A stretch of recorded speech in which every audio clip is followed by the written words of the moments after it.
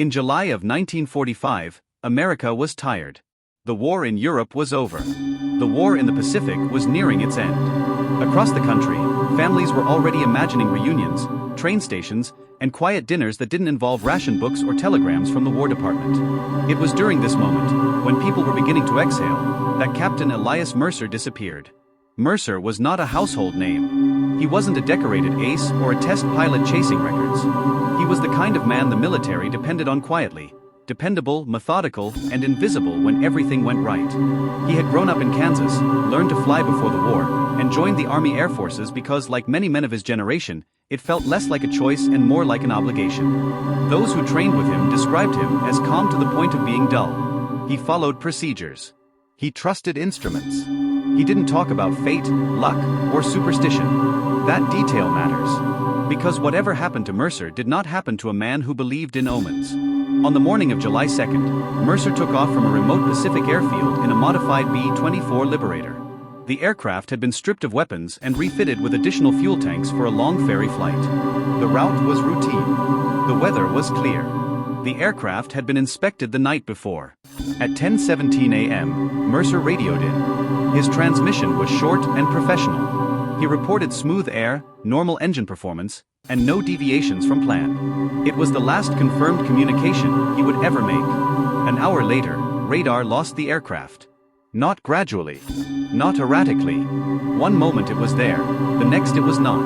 At first, no one panicked. Radar coverage over the Pacific was imperfect. Temporary signal loss happened. Controllers assumed Mercer would reappear or radio in once conditions stabilized. He never did. By the end of the day, concern turned into alarm. By the end of the week, the Navy had committed ships and aircraft to a search area spanning hundreds of miles of open ocean. They found nothing. No debris. No oil slick. No life raft. No bodies. The Pacific, which had claimed thousands of aircraft during the war, usually left evidence behind. Even catastrophic crashes tended to scatter wreckage. Mercer's disappearance was different. It was as if the aircraft had been erased. After 6 weeks, the search was quietly ended. Mercer was listed as missing, presumed dead. His family received the standard notice. His name was added to a ledger. The world moved on. But within military records, his case never fully settled. Investigators noted something unusual. Mercer's last recorded heading did not point toward any known landmass. Even accounting for navigational drift, the direction made little sense. To follow it would mean flying deeper into empty ocean, away from safe diversion points.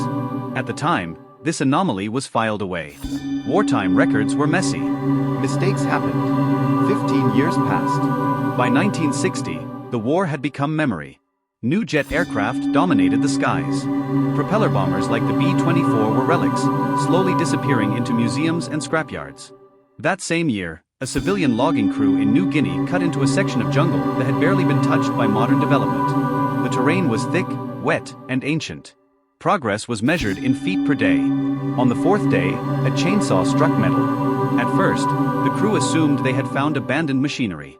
But as they cleared vines and brush, the shape beneath the foliage became unmistakable. It was an aircraft. Not shattered wreckage. Not scattered fragments. An entire bomber, resting among trees. When authorities arrived, disbelief turned into shock. The serial numbers matched Captain Elias Mercer's aircraft. The location alone defied logic. New Guinea was hundreds of miles from Mercer's intended route. To reach it, he would have had to fly far off course, cross hostile terrain, and somehow descend into dense jungle without triggering a violent crash. The condition of the plane raised even more questions. There was damage, but not the kind associated with high-speed impact. The landing gear was partially deployed. The fuselage showed signs of stress, not explosion. There was no burn pattern consistent with fuel ignition. It looked like a plane that had tried to land where no runway existed. Inside the cockpit, investigators expected to find answers. Instead, they found absence. The fuel tanks were not empty. The instruments were largely intact. The controls were centered. And the pilot's seat was empty. There were no human remains anywhere near the site. No parachute. No torn uniform. No blood. Captain Elias Mercer had vanished again. This time from a plane that had somehow arrived where he should never have been. The most disturbing discovery came from the aircraft's logbook. The final entry was not a technical note. It was a sentence. The horizon is wrong. No further explanation followed. Military officials classified the wreckage and removed it. The site was cleared. Public records were minimal. Witnesses were told not to speculate. Officially, the case was closed. Unofficially, it became something else entirely. How does a plane vanish over open ocean and reappear 15 years later in a jungle thousands of miles away? Why attempt a landing with fuel still aboard? Why leave behind a message that suggests spatial disorientation? Not panic, not failure, but something fundamentally incorrect about reality itself. Some historians believe Mercer experienced extreme navigational error combined with psychological stress. Others suggest classified testing corridors, undocumented rerouting, or simple bureaucratic confusion. And then there are the theories that remain unspoken in official histories. Reports from other pilots during the war mention regions where compasses behaved erratically. Areas where the horizon appeared distorted, where distances felt incorrect, where time itself seemed unreliable. Most of those reports were dismissed.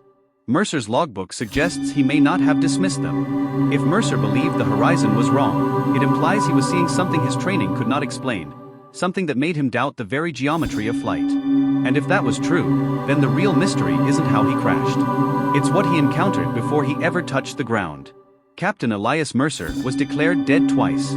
Once when he vanished into the Pacific, and once when his plane emerged from a jungle that should never have known his name.